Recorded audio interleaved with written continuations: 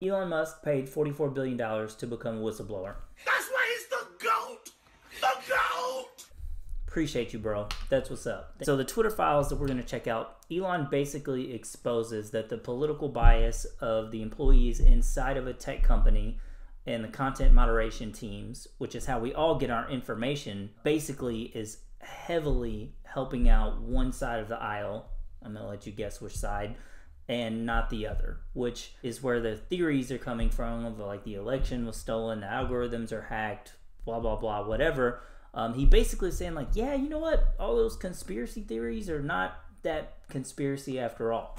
And I want to say real quick before we hop in any deeper is that this whole video is coming from someone that supported Bernie in 2016 to the point of like, I got yelled at by Republicans in Kentucky where I live going door to door talking about Bernie Sanders because I supported that message so hard.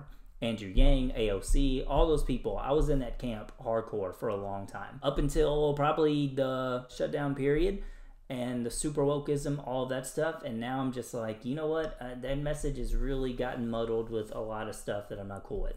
One of those things being free speech and how we're now going to discover the algorithms are heavily influenced by the bias of the employees of the companies that control them and how that shapes public opinion, elections, and thought. So let's dive in. So the first like 5 to 6 basically talks about the history of Twitter. It was launched as a company to basically make mass communication easy, spam accounts and all of this fraudsters, stuff like that. All the stuff that you don't really want to happen on a mass scale started happening. So they came up with the content moderation in-house, which is the private company. They own the algorithm. Obviously they can delete, make a viral, make unviral, any tweet that they want, considering it's their private company. And what happened was, slowly over time, people would reach out with power, influence, named, unnamed, from parties, public spaces, all that stuff, would be like, you know, someone tweeted something that's going viral, it makes me look bad, makes us look bad, makes whatever look bad, can you do something about this? And they'd be like, yeah, sure, whatever. So then they delete the tweet, they make it go unviral, they stop it, cut it off, whatever. So go up to 2020, this is happening quite a bit. So you can see the example here was like more to review from the Biden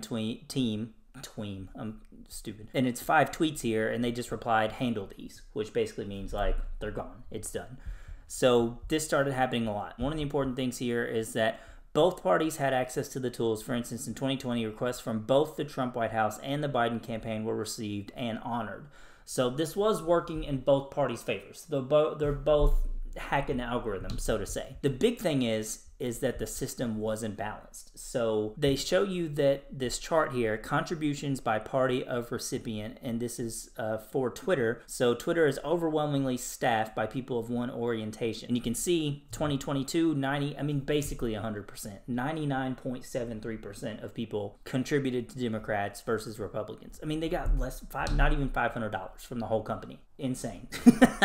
2020, 98%, 2018, 96%. So basically 95+% of Twitter leans to the left. So when these content moderation requests come in, guess what? Most of it is going to get honored. The ones that are going to help out the people that they align with.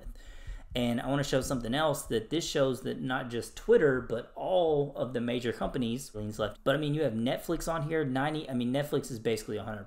99.6% contributes to Democrats. Twitter, 98.7%. Google Alphabet, which also includes YouTube, 96%. Facebook, aka Meta, which is Facebook and Instagram, 94.5%. You can see that all these companies are hugely leaning to the left as far as the employees that manage the algorithms and the content moderation for those companies. So like, I mean, the whole company leans one way. You get content moderation requests for stuff that makes that party look bad. They're probably going to make it go away because it's in their bias. Even if they consciously want to do the right thing, subconsciously they lean that way, so they're going to go that way.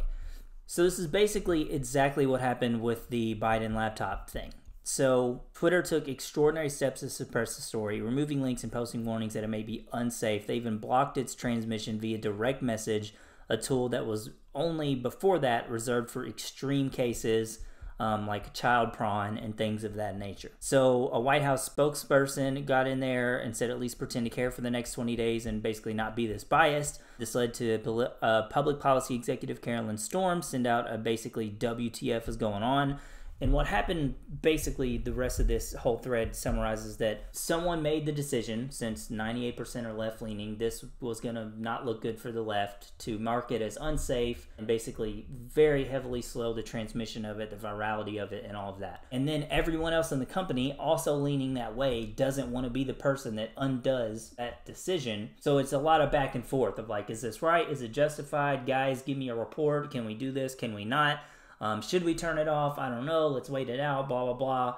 It's just corporate email back and forth until it blows up into the congressional whatever happened after. All the political backlash and all of that. And that's basically what Elon has now exposed, that all of these tech companies really, I mean, he exposed it with Twitter. We know what's happening with every tech company because they all lean 95+% to the left. And they all do their own content moderation and have their own private algorithms. But these private algorithms heavily affect the public knowledge, opinions, information. I mean, like, it's everywhere. It's what we get all of our information from now. So what Elon has exposed with the Twitter files is that the employees of a company, aka Twitter, social media companies and all this, their political bias is heavily going into the content moderation that is happening, which we all consume as the information of the world. It's how we find out about anything. So now all of the information that's going to be publicly accessible to the world, what's going to go viral, what's not, what's suppressed, what's not, is heavily influenced by the political bias of the people doing that content moderation.